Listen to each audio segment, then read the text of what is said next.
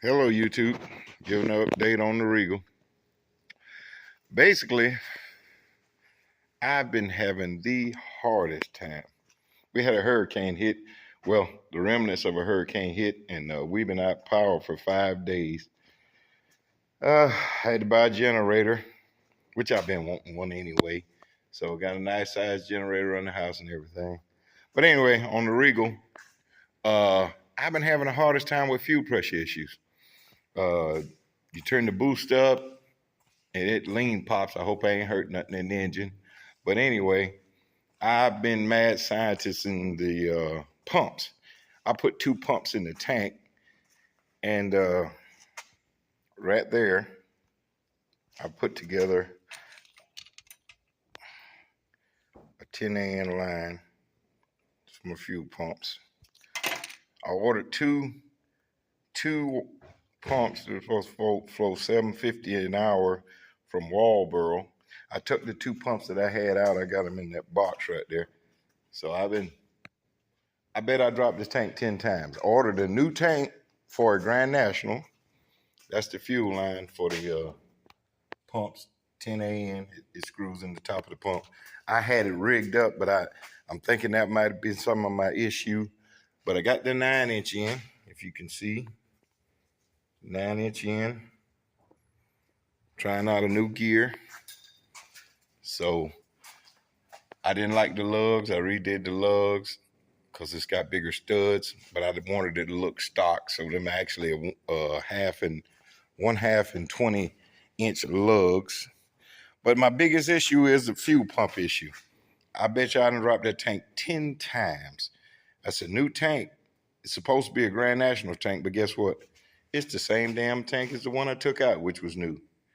So I ordered two, I guess they're 400 pumps from Walboro. Not from Walboro, from Racetronics. They come together, and they already got the wire in them, and they already on a bracket. I'm gonna mount them in the tank. The pumps that I took out, I guess I don't know what it is, but everything's leaking. And if it didn't leak, it had low fuel pressure.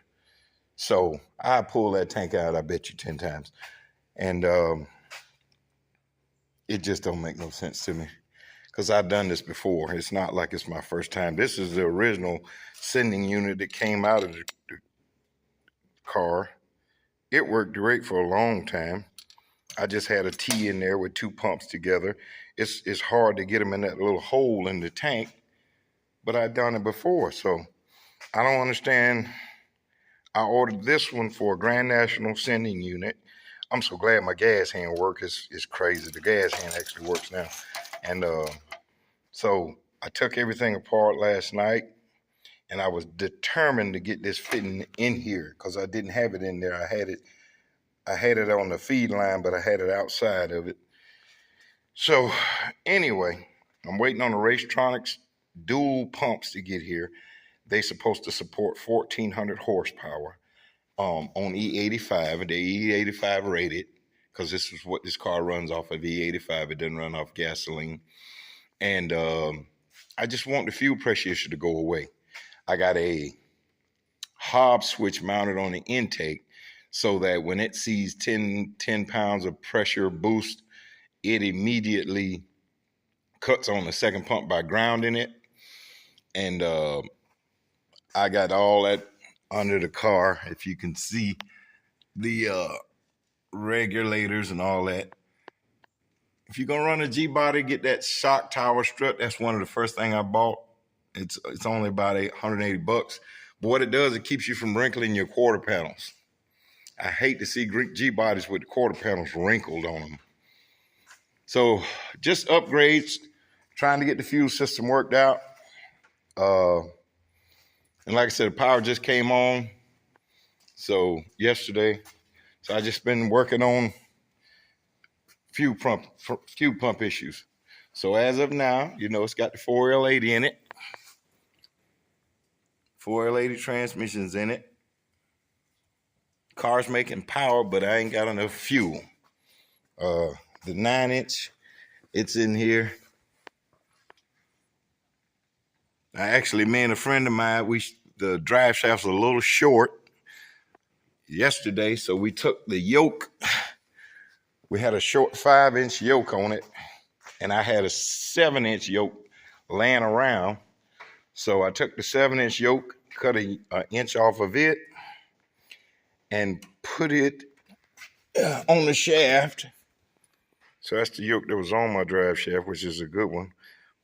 But it was a little short with the 9-inch. I had to add about 1.5 inches to the drive shaft. So what I did was I had a shaft that came out of the junkyard, and I just took that longer yoke, cut about 1 inch off of it, put it on the shaft, and it seems to work. So I got enough shaft up in my transmission, and that's about it. I'm waiting on the pumps to come in. Once they come in, I'll mount them on this bracket, wire in both pumps. This is secondary pump wires. This is the primary pump wires. Secondary, primary. And try to put that back in there. I've been having issue. If it wasn't leaking, it's got low pressure. And if I can rectify that, then I can go and make some decent hits with the car. With the 9-inch in it, I'm not afraid of breaking anything. The drive shaft is updated. It's strong. And we'll figure out what's going on. So that's all. I just want to give an update. You guys be good. The Regal's coming along. It's just hurricane set me back. Fuel pump issues. And that's it. So y'all be good. Thank you.